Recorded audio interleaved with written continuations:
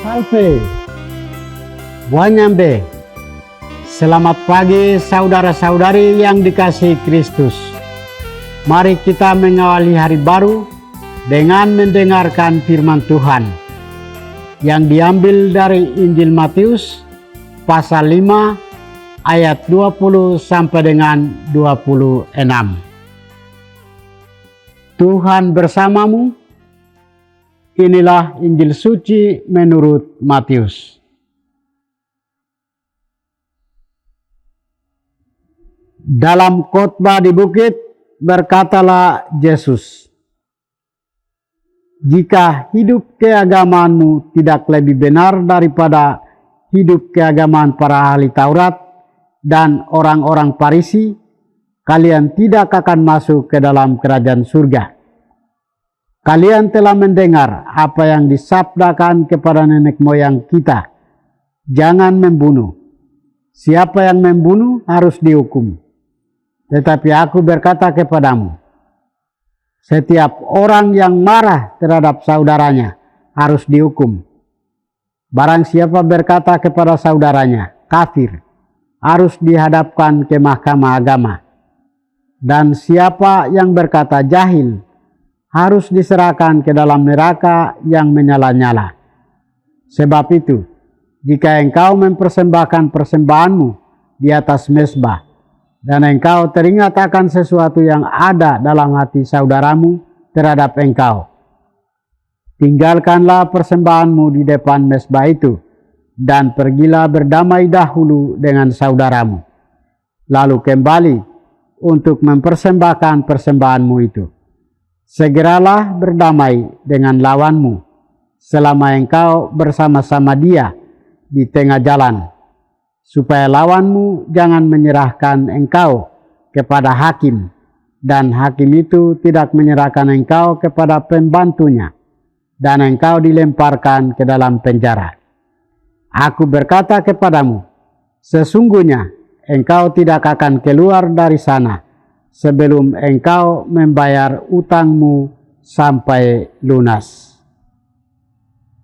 Demikianlah sabda Tuhan.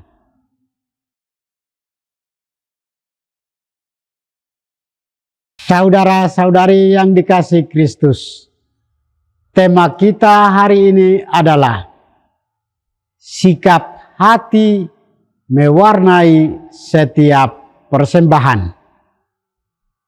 Kelebihan seseorang pertama-tama bukan karena ia memiliki status sosial atau derajat yang melampaui yang lain. Kelebihan itu terletak pada kepribadiannya yang baik dan benar.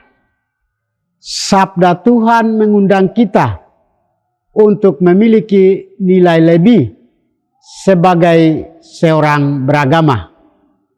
Nilai lebih itu adalah ketika kita mampu mengamalkan nilai-nilai keagamaan dalam hidup sehari-hari kita, yakni cinta kasih. Yesus meminta kita untuk memiliki nilai lebih daripada yang dimiliki oleh orang-orang Farisi dan ahli-ahli Taurat. Persembahan yang benar tentunya persembahan yang dibawa dengan hati yang tulus dan murni. Persembahan berarti membawa yang dimiliki, bahkan diri sendiri bagi Tuhan dan sesama. Oleh sebab itu, diperlukan sungguh sikap hati yang bersih.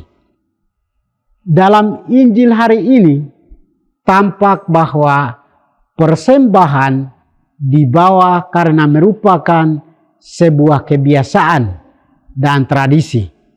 Jadi tanpa pengayatan tentang arti persembahan itu sendiri. Inilah yang ingin diingatkan oleh Yesus agar sungguh diperbaiki. Praktik keagamaan seringkali hanya menjadi sebuah kebiasaan dan rutinitas tanpa arti. Sikap hati dan keadaan batin sangat mewarnai setiap persembahan dan pemberian. Karena yang terpenting bukanlah barang atau bendanya, melainkan orang yang memberikan itu. Kitalah yang menjadi fokusnya dan bukan barangnya.